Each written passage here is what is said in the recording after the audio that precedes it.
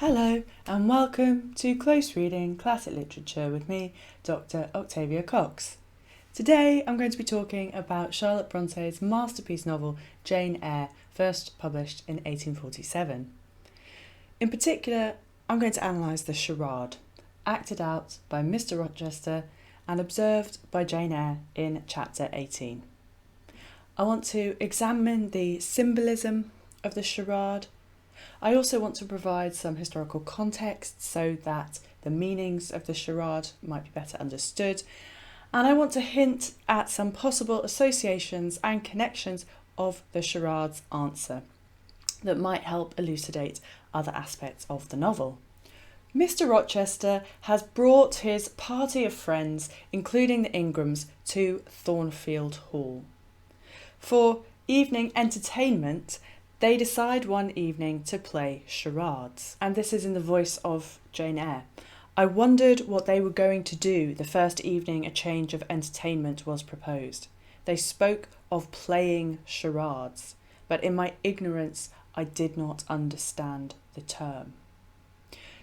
So you can see the text specifically draws attention to the term charades. I did not understand the term, encouraging the reader to think about what the term charade means. It's asking the reader to pay attention to the definition, to the meaning of charades.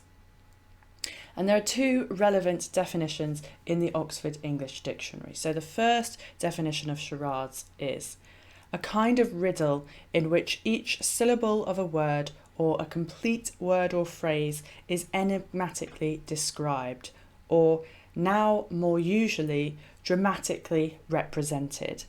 In early use, often more fully an acted charade, but sometimes in mime, more fully called a dumb charade, a game of presenting and solving such riddles. So this is the kind of game of charades. The second definition of charade, however, is its later use. So later, more usually, an obvious deception, an absurd, shallow pretense, a travesty. And we can see in Jane Eyre these two terms of charade operating, which I'm going to unpick a little bit more today. Significantly, Mr Rochester asks of Jane Eyre, "Will you play?" he asked, picking up on that word playing charades. I shook my head. He did not insist, which I rather feared he would have done. He allowed me to return quietly to my usual seat. Mr Rochester's diction, I think, is noteworthy here. Will you play? As I've said, recalling playing charades. If we think of the term charade as being synonymous with a sham, then with a deception, a pretense, a travesty, then Jane Eyre's refusal to participate in the charade becomes significant. The particular symbolism of Jane Eyre not playing along with the charade, with the sham, becomes clear when the answer to the charade is revealed a few paragraphs later. Mr Rochester and Blanche Ingram are on a team together, so they are performing the charade, and Jane Eyre is watching the performance. The other team are supposed to guess the answer to the charade. And this is the text. Ere long, a bell tinkled and the curtain drew up. So this is a really theatrical performance. It's slightly different from maybe how we play charades now, where it's a bit more sort of improvised. Here in the novel Jane Eyre, it's set up like a theatre. There is a curtain that goes up and down, there are props, there are costumes, and so on. So the curtain drew up. Then appeared the magnificent figure of Miss Ingram, clad in white, a long veil on her head and a wreath of roses round her brow. By her side walked Mr Rochester, and together they drew near the table. They knelt, while Mrs Dent and Louisa Eshton, dressed also in white, bridesmaids, took up their stations behind them. A ceremony followed. in dumb, so that means in silent, show, in which it was easy to recognise the pantomime of a marriage. At its termination, Colonel Dent and his party consulted in whispers for 2 minutes. Then the Colonel called out, "Bride!" Mr Rochester bowed, and the curtain fell. Of course, for Jane Eyre, this pantomime of a marriage applies to Mr Rochester and Blanche Ingram, who are performing the charade, in the first meaning of the term. But the second meaning of charade, so a sham, a travesty, comes into Jane Eyre's thinking here too. She has been led to understand by Mr Rochester that he intends to marry Blanche Ingram in real life. But Jane Eyre perceives that such a marriage would be a mere dumb show, a mere pantomime of a marriage, and not a real or genuine or proper, in any meaningful sense, marriage. And again, this will come into play later, Jane's refusal to participate in a sham marriage.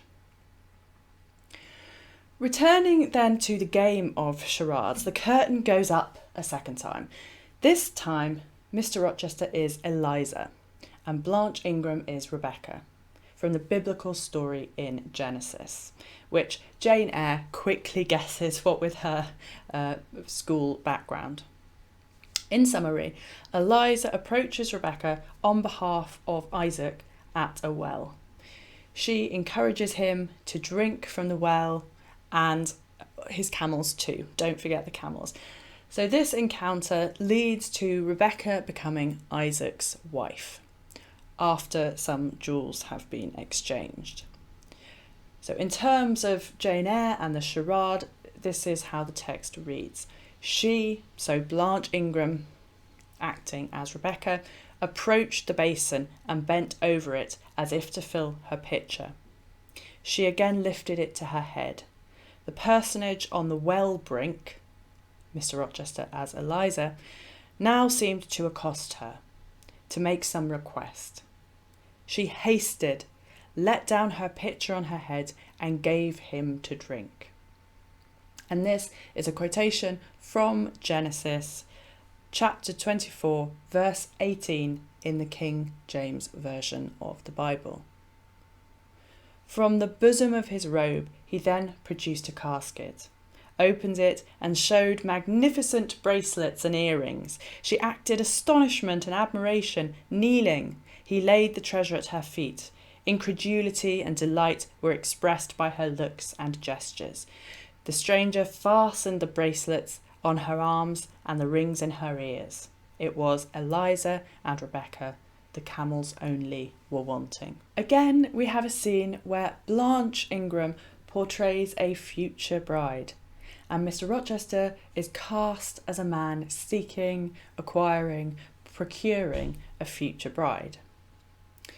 Blanche Ingram shows admiration and delight at having treasure at her feet, and then jewellery symbolically fastened to her. The symbolism is obvious here. Blanche Ingram is hoping to marry Rochester for the jewels, for the money. And Jane Eyre can see this. She can see this in the way that Blanche Ingram is performing in the charade.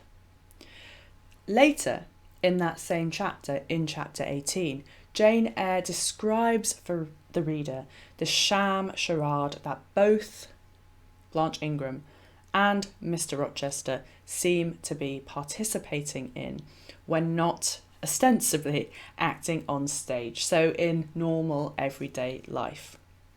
In other words, their performance within the performance of the game charade. And that draws Jane Eyre's attention to their performance when not on stage. And when they are not on stage, Jane Eyre remains as effectively an audience member, watching and assessing their performance. And this is Jane Eyre's reflection on what she sees. I saw he was going to marry her.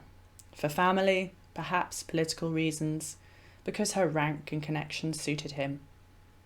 I felt he had not given her his love, and that her qualifications were ill adapted to win from him that treasure.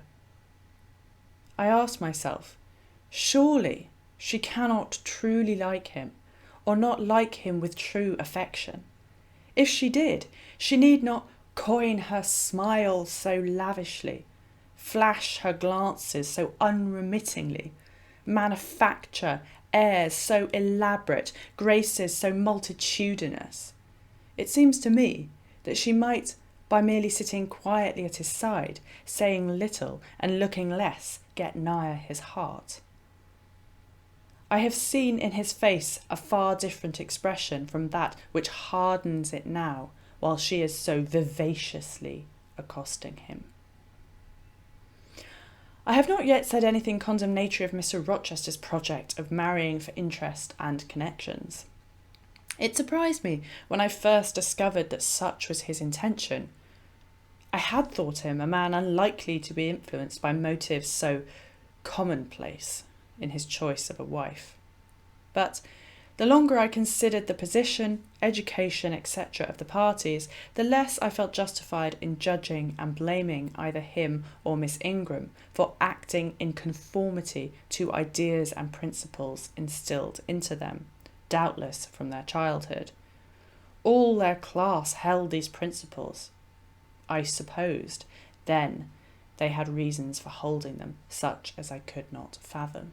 There is an irony here, of course, that Jane Eyre says I had thought him a man unlikely to be influenced by motives so commonplace in his choice of a wife, because when we get to the description of Bertha Mason and so on, we see that actually his reasons for marrying Bertha Mason are not dissimilar to the thoughts that Jane Eyre is having here in terms of family connections and so on. It is to do with money in terms of the family, and it's to do with lust in terms of Mr Rochester, which again is not altogether an uncommon reason for marrying at the time. In her thinking in this passage then, Jane Eyre extends the pantomime of marriage to a whole class.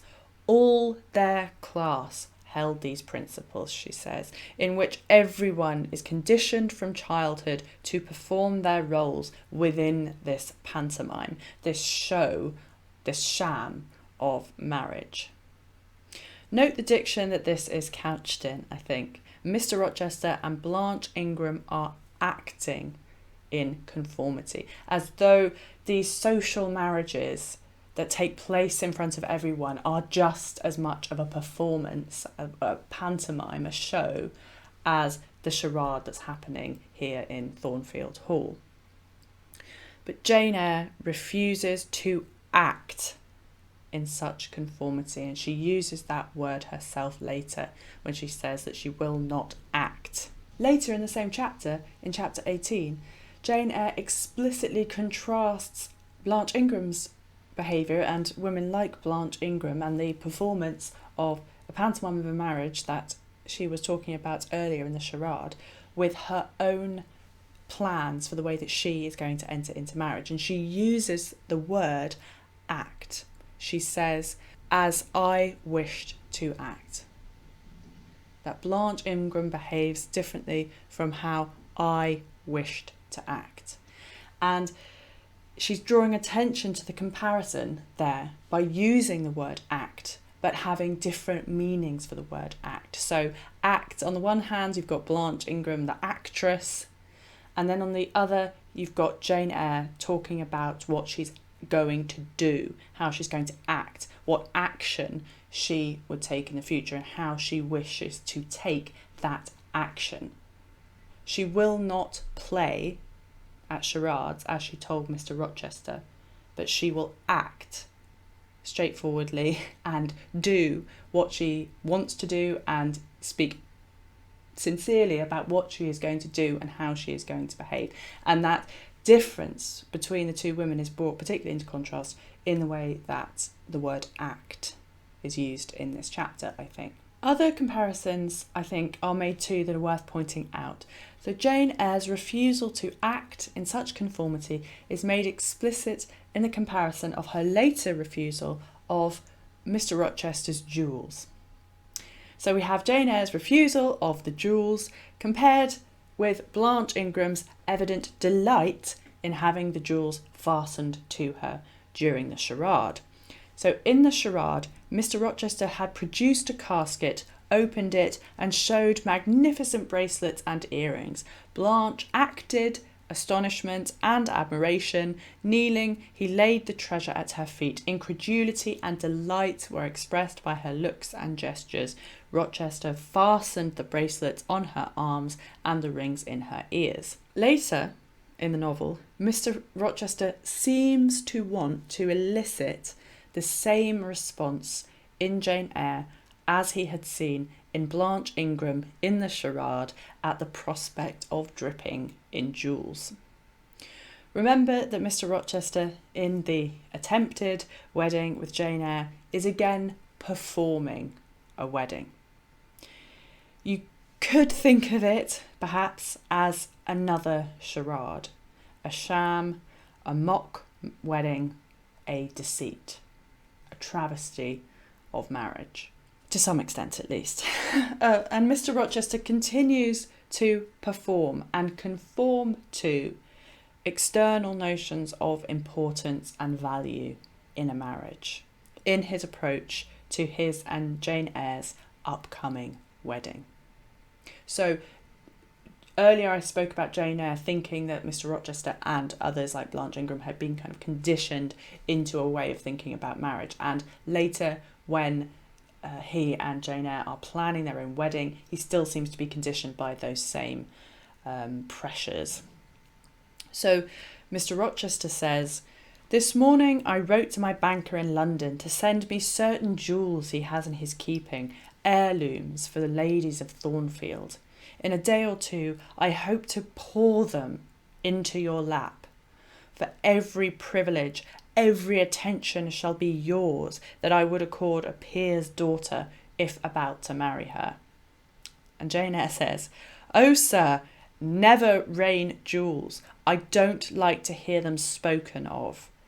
Jewels for Jane Eyre sounds unnatural and strange. I would rather not have them." The complete opposite, of course, of Blanche Ingram. To which Rochester says, "I will myself put the diamond chain round your neck and the circlet on your forehead, which will become, for nature at least has stamped her patent nobility on this brow, Jane, and I will clasp the bracelets on these fine wrists and load these fairy-like fingers with rings." And Jane Eyre says, "No, no, sir."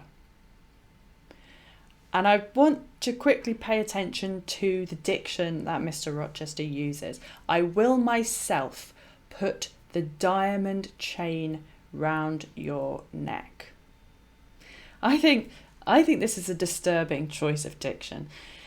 To refer to this jewellery as a chain, not as a necklace. It would be different, I think, if it was phrased, "I will myself put the diamond necklace on you." That would be different. But to say, "I will put a chain round your neck," I think that hints at something slightly disturbing, slightly controlling in the nature of Mr Rochester here in this moment. But Jane Eyre rejects this. She rejects the idea of having this chain put around her neck. No, sir. It's not just the jewellery that she's objecting to, of course. It's the control element that Mr Rochester seems to want to be exerting by having this difference in status so made clear, that he has all these heirlooms and all these jewels to pour on her as if she was were a peer's daughter. But Jane Eyre says, no, sir. Jane Eyre will not be bought as Blanche Ingram would easily have been. Now, there are implications of prostitution then, you could say perhaps, in Blanche Ingram's behaviour, and we might note here the long-term association of the idea of the actress and the idea of the prostitute, and symbolically in all their class. So those women who behave like Blanche Ingram, who would marry for money, fit also perhaps into this implication of prostitution. And this implication becomes especially noteworthy when we put the whole game charade together, which I will discuss in a minute. Going back quickly again to the word chain and Mr Rochester's use of the word chain here. As I've said, of course, here chain straightforwardly means the necklace chain, but symbolically the word, the image that Jane Eyre rejects of the chain takes on implications of imprisonment in the novel.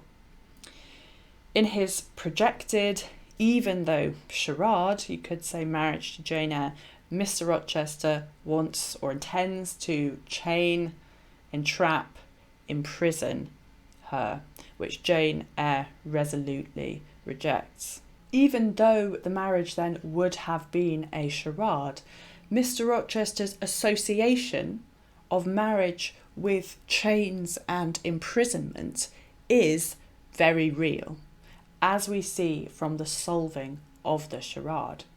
So returning again to the game of charades at Thornfield Hall. So the divining party again laid their heads together. Apparently they could not agree about the word or syllable the scene illustrated. So this is the scene with Rebecca and Eliza by the well, which we remember Jane Eyre knew easily, this biblical story. Now, perhaps this suggests that this crowd of men and women like Blanche Ingram, who Mr Rochester has brought into Thornfield Hall, suggests perhaps that they and people like them lack a moral education, that they're not well versed in the Bible. So Colonel Dent, their spokesman, demanded the tableau of the whole. This is the whole charade, so they want the whole word now of the charade, whereupon the curtain again descended. The curtain then rises for a third time. Amidst this sordid scene sat a man with clenched hands, resting on his knees, and his eyes bent on the ground. I knew Mr Rochester, though the begrimed face, the disordered dress, his coat hanging loose from one arm as if it had been almost torn from his back in a scuffle, the desperate and scowling countenance, the rough, bristling hair might well have disguised him. As he moved, a chain clanked. To his wrists were attached fetters. "Bridewell!" exclaimed Colonel Dent, and the charade was solved. And just as a very quick point here, we might note a potential similarity between the way that Mr Rochester is described in this scene, so the disordered dress and the coat hanging from one arm as if it had been torn from him. We might think perhaps there are some parallels to be made with what happens to Mr Mason when he comes along later in the novel and he hurts his arm and his clothing is disordered, etc. There might possibly be a parallel there about the scuffle that happens with Bertha Mason and Mr Mason. And there is also, I think, a bitter irony in Mr Rochester choosing this word for the charade, Bridewell. I take it to be his design. He seems to be initiating the charade and the action within the charade. He appears in all of the scenes, and I think it has his stamp all over it, and it gives us a bit of an insight into his thinking. Because the irony, though, I think in Mr Rochester choosing this word is that, of course, as later readers will discover, his true bride, Bertha Mason, is anything but well. To give a bit of historical context, Bridewell, the term, by the 19th century, had long come to mean generally a prison or a house of correction. So Mr Rochester's charade exposes that in his mind he links marriage with imprisonment. Casting Mr Rochester as the groom in the first wedding scene, the man pursuing a future bride in the scene at the well, and as the sordid, begrimed, disordered prisoner in the final scene of the charade, explicitly links him to both states, that is, marriage and imprisonment. And of course, it raises ideas of guilt, crime, and punishment, which also run throughout the novel. Bridewell, however, was not just a symbol. It had originally been a particular prison in London. Bridewell Prison and Hospital was established in the former royal palace, which had been built in the reign of Henry VIII. That is, way back at the beginning of the 16th century. And Bridewell was the very first house of correction, as they were called, in the country. So houses of correction were established in the late 16th century as places for the punishment and reform of poor people convicted of petty offences. And this reform, this punishment and reform, came about through hard labour. And you might have heard of that term before in relation to prison sentences, that you'd be sentenced to a term in prison and hard labour. So people like Oscar Wilde, for example, were sentenced to hard labour. And hard labour, for example, might include things like the treadmill, which would pump water or mill grain, etc. But you'd have to stand on this treadmill for hours and hours and hours and hours and hours working it. That was part of your rehabilitation. In 1553, Henry VIII's son, Edward VI, gave Bridewell to the City of London with two particular purposes, and these I think are both relevant to Jane Eyre, the novel. So the first purpose of Bridewell was the punishment of the disorderly poor. That is, usually drinking, being drunk and disorderly, theft, but also, particularly for women, prostitution. That Bridewell had become culturally associated with prostitution by the 18th century is clear from the fact that William Hogarth's very well-known, very popular, famous series of etchings called A Harlot's Progress, which was published in 1732, depicts Moll Hackabout, the character, the harlot, or the prostitute of the title, depicts her in Bridewell Prison. So she's seen in Bridewell Prison beating hemp. That's the hard labour. And the hemp will go to make the hangman's noose.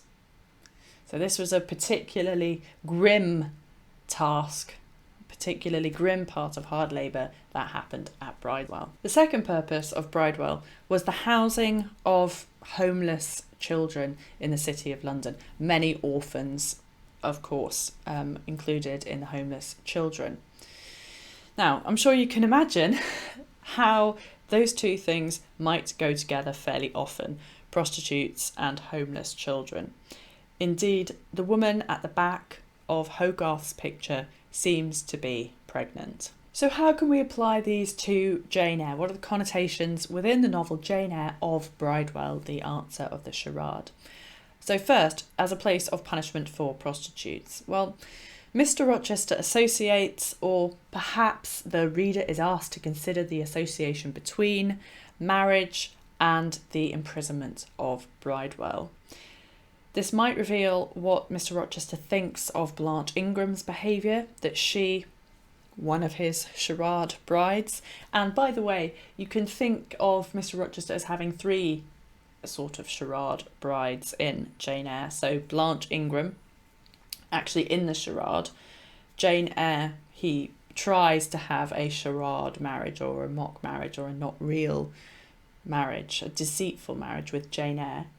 And then, of course, you've got his first marriage to Bertha Mason, which is a charade because he sees it as a fraudulent marriage, that it was sort of got under false pretenses. So going back then to what this says perhaps about Blanche Ingram, or what it says about Mr Rochester's thinking about Blanche Ingram, that she is effectively a prostitute who should be punished perhaps for her behaviour. But also the reference perhaps foreshadows what will be revealed about another of his charade brides, Bertha Mason. And as I've said, this is a charade, and he considers it a charade in that it's a travesty of a marriage rather than that it did not happen. And the association perhaps with Bridewell that we can think about is that Bertha Mason had been effectively kind of pimped out by her family.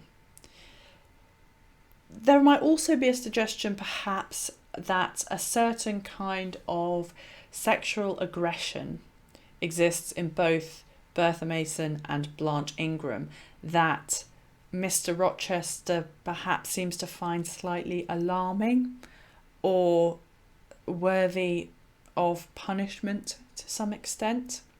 It's just something to think about possibly there. Another important connotation of Bridewell is the second purpose, so the idea of providing a housing for homeless and or orphaned children. Jane Eyre, of course, is orphaned early in her life. She has been a homeless child seeking a place to fit in. She has been at Gateshead, living under the familial abuse of the Reeds. She has been at Lowood, living under the institutional abuse of Mr Brocklehurst, and remember that the institution is called Lowood Orphan Asylum. And now she's at Thornfield Hall, trying to assert her independence, her sense of self. One can read the whole novel, Jane Eyre, as a story of an orphaned, homeless child trying to find a place to belong and a place to call home. What is also significant about Bridewell is that from 1557, as an institution, it was run jointly with Bedlam Hospital, otherwise known as Bedlam, the infamous lunatic asylum. Both Bridewell and Bedlam were governed by the same set of governors. So administratively, they were run in parallel with each other. For the 19th century reader then, the mention of Bridewell might concomitantly suggest the horrors of Bedlam. Again here then, we have a foreshadowing of Bertha Mason, this time in relation to her madness, her lunacy, and the treatment. Importantly, the treatment of her madness and lunacy. So Mr Rochester reveals that Antoinetta Mason, that is Bertha Mason's mother, had been shut up in a lunatic asylum, we're told in chapter 26, never to be heard of again. And during the 19th century in Bedlam, for example, in terms of the treatment, restraints were used around the neck, the body and the ankles. And you can see that from this drawing, this infamous drawing of William Norris from 1814, who was recorded as having been wearing this restraint continuously for over 12 years. Conditions in Bedlam were notoriously cruel. So much so that early in the 19th century, so in 1815 to 1816, there was a parliamentary inquiry into Bedlam's conditions. And indeed, one of the principal physicians of the institution had to, or decided to, resign because of the lack of humane treatment for the people who were within the asylum, within Bedlam, the patients. This, of course, is not to say that Rochester's treatment of Bertha Mason is not problematic. It is, but this earlier allusion to a notoriously inhuman establishment, so the Bridewell Bedlam allusion, provides a contrast to Rochester's later treatment of Bertha Mason.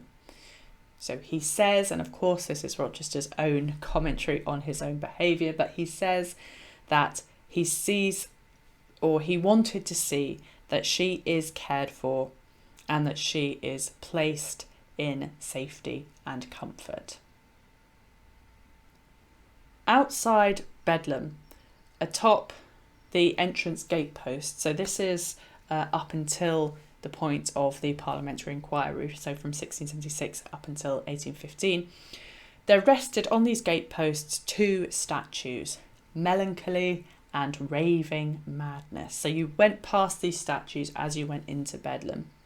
Melancholy on the left and Raving Madness in chains on the right. Melancholy and Raving Madness were thought to be the two sides of lunacy, something akin perhaps to what later became known as manic depression. I mentioned earlier William Hogarth's depiction of Bridewell and Moll Hackabout in The Harlot's Progress. Hogarth elsewhere famously depicted Bedlam in his series The Rake's Progress from a few years later in 1735. The series depicts the decline and fall of spendthrift heir Tom Rakewell, who womanises and gambles and lives so extravagantly to the extent that he sends himself mad and becomes an inmate of Bedlam. Hogarth clearly draws on the statue of Raving Madness in his depiction of the Bedlam dwelling Tom. Hogarth's representation of a Bedlam patient was perhaps one of the best known in the country, certainly culturally. I think perhaps we can see Mr Rochester's worry that he might have ended up something like Tom, an inmate of Bedlam, if he had continued his life of dissolution in Europe, in his repeated mention of himself as a rake when he describes his past life to Jane Eyre. So this is during the fallout of the attempted sham, deceptive, mock, charade marriage to her. And Mr Rochester says, "You must regard me as a plotting profligate, a base and low rake. You think me an unfeeling, loose-principled rake, don't you?" And this is after he has described his mistresses and his lifestyle when he's in Europe after the fallout from the marriage with Bertha Mason, and he worries about his rake-like behaviour. And there is a hint here, perhaps, if we tie it in with his choice of charade, Bridewell, associated at the time with Bedlam, there is a hint, perhaps, that for Rochester, melancholy and raving madness continuously bubble under the surface, or at least that he is worried that they continuously bubble under the surface for him. Today I've given a very skirting outline, by no means exhaustive, but intended, I hope, to provide some interesting hints of some of the possible connotations of the Bridewell charade. I hope it's given you some food for thought to make your own connections about the symbolism of Bridewell, marriage, imprisonment, abusive institutions, homelessness, melancholy and madness that run throughout the novel Jane Eyre. Thank you very much indeed for watching. Remember, if you like what I do here on my channel where I analyse classic literature, then do subscribe. And if you've liked the video, then do press the thumbs up button. It does help me out, as I always say, in YouTube's algorithm. And I'd love to know your thoughts. Can you think of any other symbolism for Mr Rochester's Bridewell charade? Let me know your thoughts in the comments below.